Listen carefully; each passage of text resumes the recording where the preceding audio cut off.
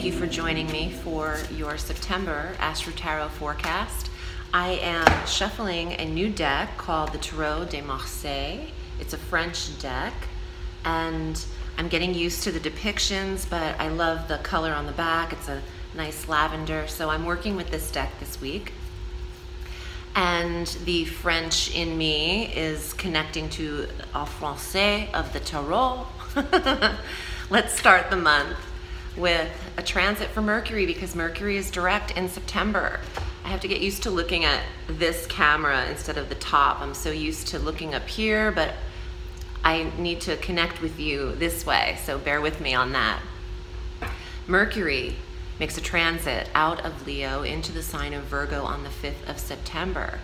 And the planet of communication and details, analysis, expression is entering your 7th house of spouse, marriage, partnership, business, and personal.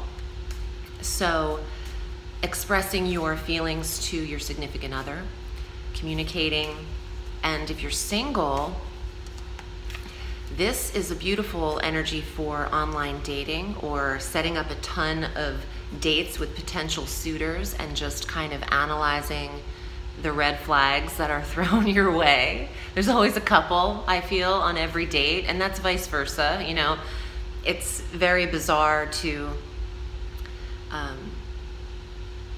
date quickly, and what I'm getting is Mercury is making up for lost time, or lost pace, I should say. No time is ever lost, but the pace that he's making up for in the retrograde, he tends to speed things up. He's only in this sector for 16 days before he transits again in the same month of September. So it feels rushed. It feels like speed dating. Actually, that's a good idea for Mercury in the 7th. So if you get into those alerts for speed dating in your area and you're looking to connect, while the planet of communication is direct and quickly making up energy in your chart, it's great for you to consider that. And I want to say, tending to the details of your marriage or existing partnership, relationship, is important to go over some boundaries with one another.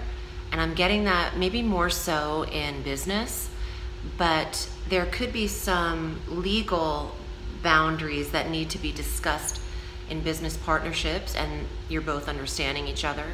So it's a good time to get that handled. On the 9th, Venus enters Scorpio, and this is a beautiful, harmonious energy of balance and attraction in your 9th house of foreign travel. Pisces might be studying or learning or absorbing knowledge abroad, and this works for you when Venus is in Scorpio. That's a sister, brother, water sign to you. So this trines any planetary placements that you have in Pisces. So please watch your ascendant forecast. It's actually more accurate for astrology. And watch your moon sign too to get a full dose of the cosmos. Being drawn to experience new foreign locations is available to you. And on the 9th, the same day, our new moon exists on the 9th at 17 degrees of Virgo, the same area where Mercury is tending to the details of partnership, relationship, business. A fresh start and a new look at your marriage. So maybe you do go over some things with the spouse, and in those 4 days prior to the new moon, you set up some new rules for the two of you. And some of you are actually beginning and starting new relationships on this new moon on the 9th, which is a fresh start in this sector, and some of you have 2nd and 3rd marriages that are happening around this time. On the 10th, Mars officially enters Aquarius again. He did so back on May 16th, but he retrograded and went back into Capricorn. So now he's officially direct in Aquarius from the 10th of September through the 15th of November. And that's a long time in the 12th house of the mind. Mars is a stimulating energy. Your precognitive abilities and your premonitions, your REM sleep are activated. Please pay attention to your dream life. keep a dream journal, write them down when you remember them. Mars is stimulating your subconscious mind, and you could have some revelation when Mars is here, and some brilliant ideas. It might not be the time to implement them until the 15th after November, because Mars in the first house will be next level for you, Pisces, and that's when you can take action. But right now you are creating in the mind.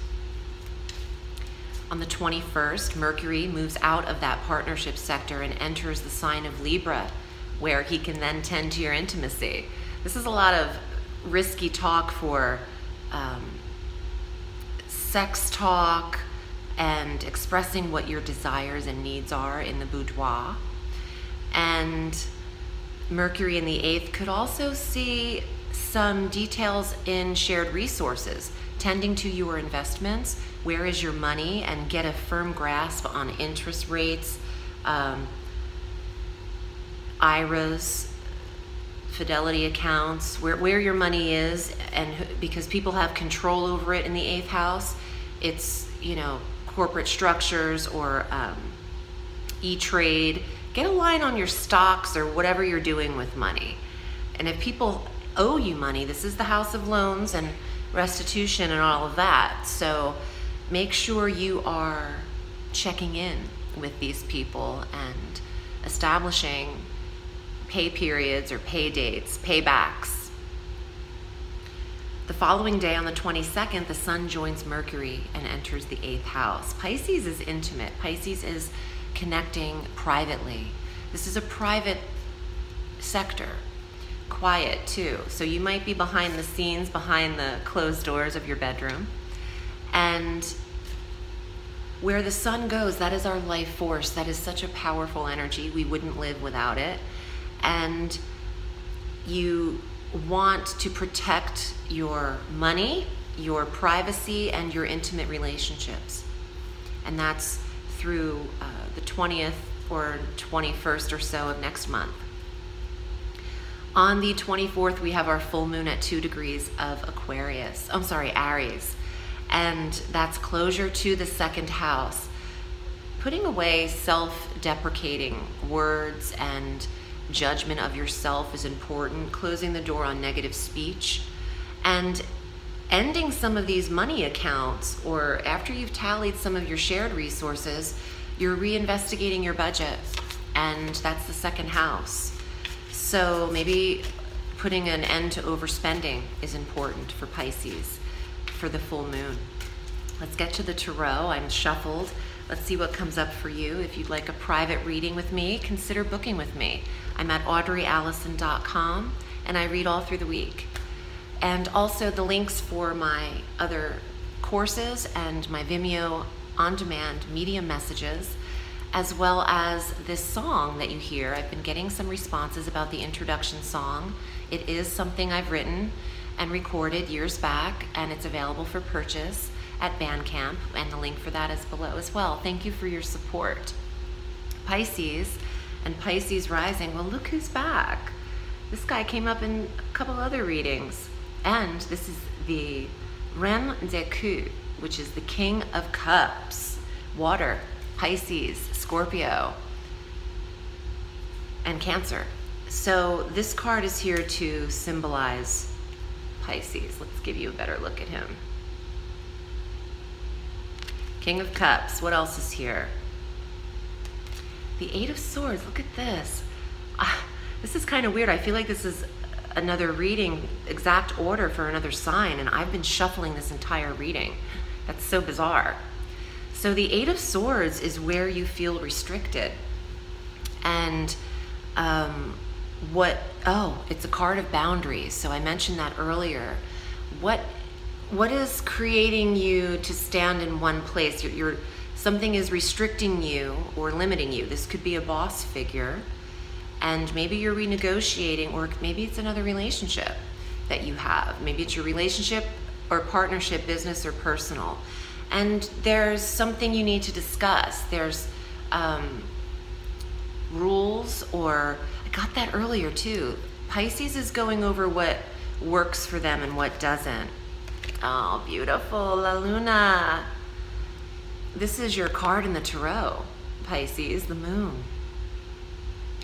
So your intuition, the 12th house where Mars is, your intuition is strong because you're a water sign, but even more ignited, which is a Mars energy.